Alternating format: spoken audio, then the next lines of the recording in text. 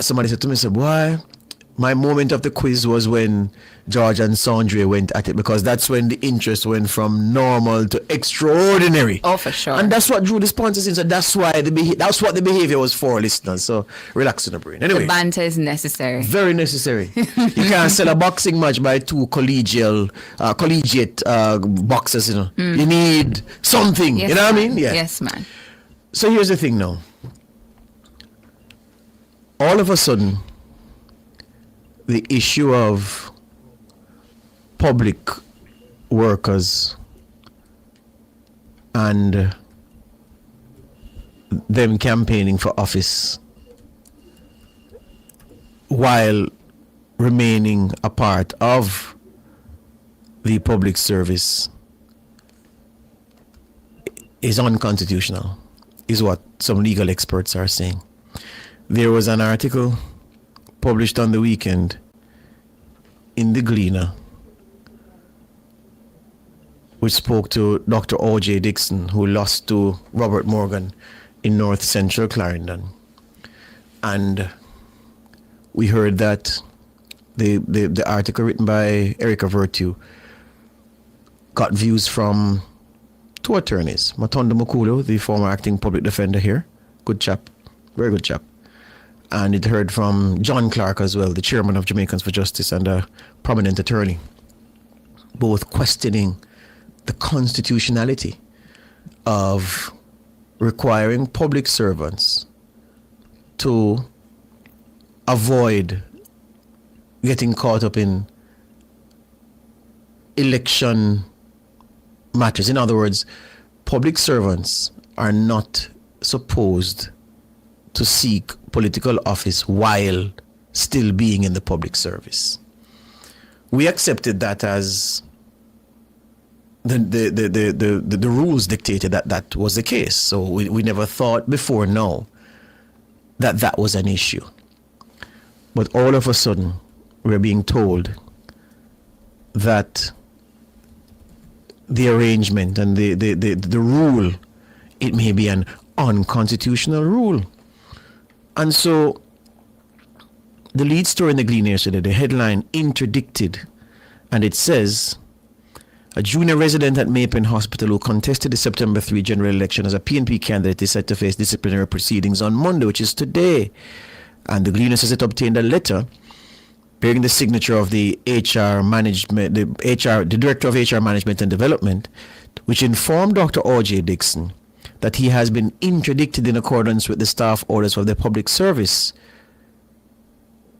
As I noted, the article quotes Mukulu, who says, the staff orders are beyond legal authority in light of the Constitution. He says, the staff orders will not and cannot pass the constitutional test set by the court in Julian Robinson versus Attorney General because, as it relates to the use of interdiction, with its adverse impact on a person's salary before culpability is established, it cannot be shown that interdiction is a proportionate tool.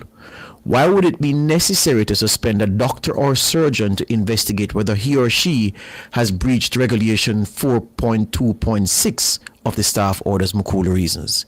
He further argued that while the intention behind Regulation 4.2.6 may be understandable, the legal learning on provisions of this kind throughout the Commonwealth informs us that a blanket restriction, irrespective of the rank of the public servant, will fail the proportionality test.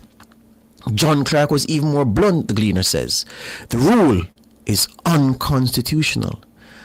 The article cites a Barbados High Court case in 2023, which struck down a regulation nearly identical to Jamaica's, and it even referenced another country. I'm trying to find it here in the article. But suffice to say that this article has served up some considerations that I never had in my mind before. It speaks to the regional precedent from St. Kitts and Nevis, which supports Dixon's case, citing a 2019 matter involving an accountant who successfully challenged public service rules that barred him from political involvement unless he resigned. So as I said, this is new to me, that the application of the rule may be unconstitutional and that Dr. Dixon's rights may have been breached.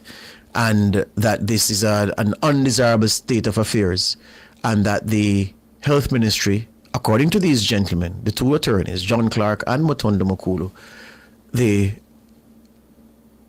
move against Dixon to interdict him, breaching his rights, and that he has every right, the gentlemen are saying, to the action that he took to remain in the public employ while seeking political office. I find that to be curious, because there have been several cases in the past where a person who's in the employment of the public service, who's seeking political office, resigns. Horace Chang will tell you that it happened to him in 1980 when he was employed in the public sector and he was seeking political office. He resigned. The PNP took issue with Tova Hamilton in the run-up to the 2020 election, saying that given that she worked with TPD Co., she shouldn't be seeking political office against Victor Wright in North Trelawney. And they also raised the objection. In fact, the PNP wrote to the political ombudsman about Tova Hamilton. They also wrote to the political ombudsman about Rhoda Crawford in central Manchester, saying that, you know, these two people are employed in the public service, and especially in the case of Tova Hamilton, who they said was able to call on resources from the TPD Co. to help her bid to unseat Victor Wright, that she shouldn't be allowed to go because she had breached the public service staff orders. In fact, further than that, there was a court matter in 2018 where the Supreme Court voided the election of Dean Jones, the JLP counsel for the Yalos Division. Chief Justice Brian Sykes, who handed down the decision, the Gleaner is reporting, ordered that an election be held in the division in the shortest possible time. The decision to disqualify Jones came after Justice Sykes found that he was a public employee at the time of the local government elections in November 2016. So there's a precedent for the court ruling that you were in the employ of the public service at the time of your election. So the election is voided and you have to run it again because you were ineligible to stand given your status as a serving public service employee when you ran for the election. That happened in 2018.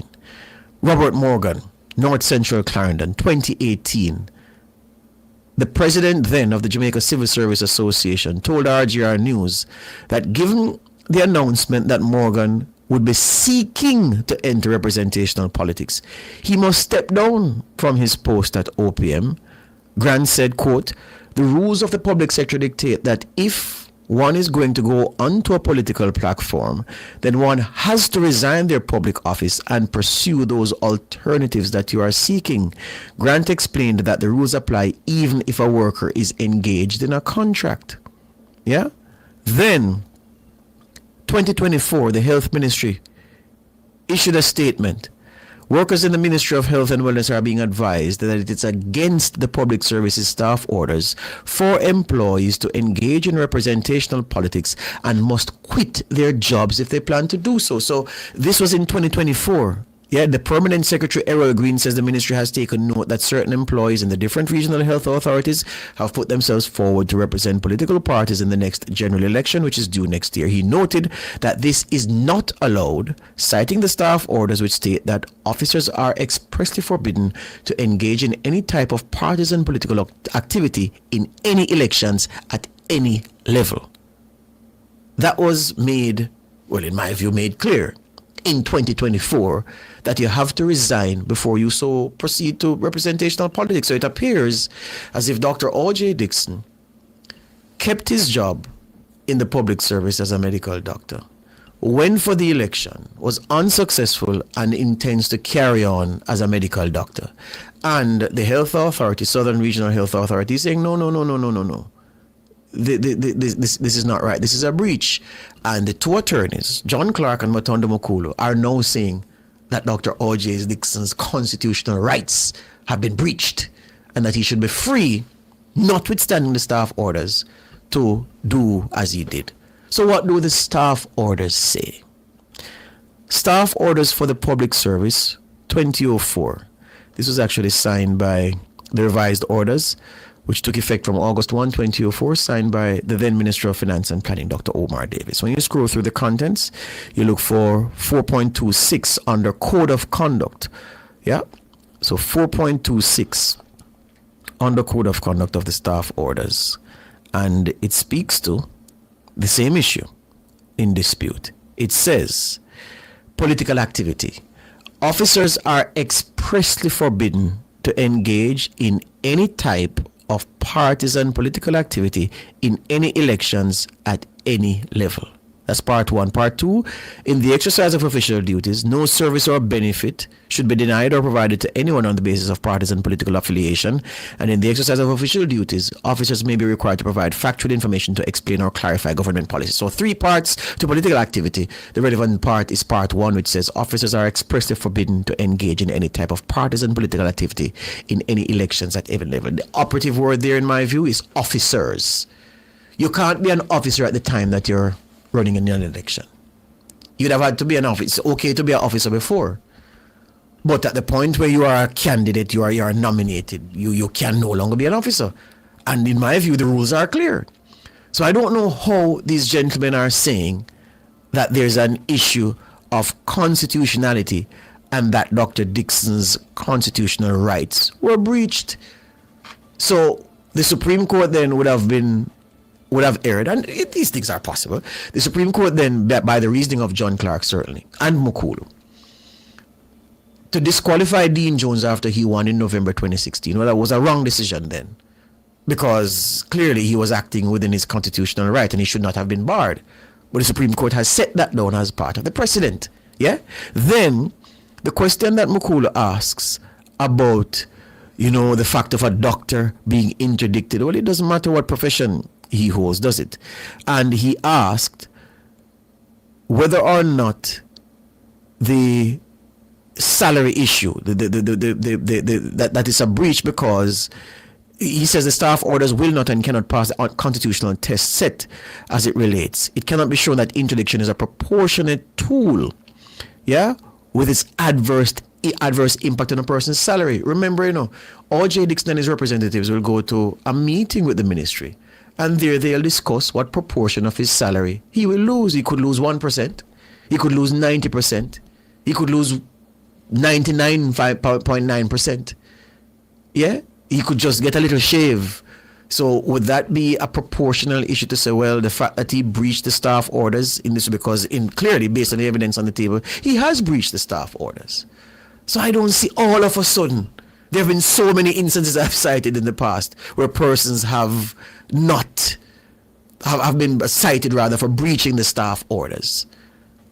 Man has gone to court and lost the seat that he won in an election because he breached the staff orders. What is so special about this instance now? What attends to these circumstances where Aujae Dixon is concerned that will make him immune from the rule that has been applied to several others before him? Gentlemen, I wish you could elucidate.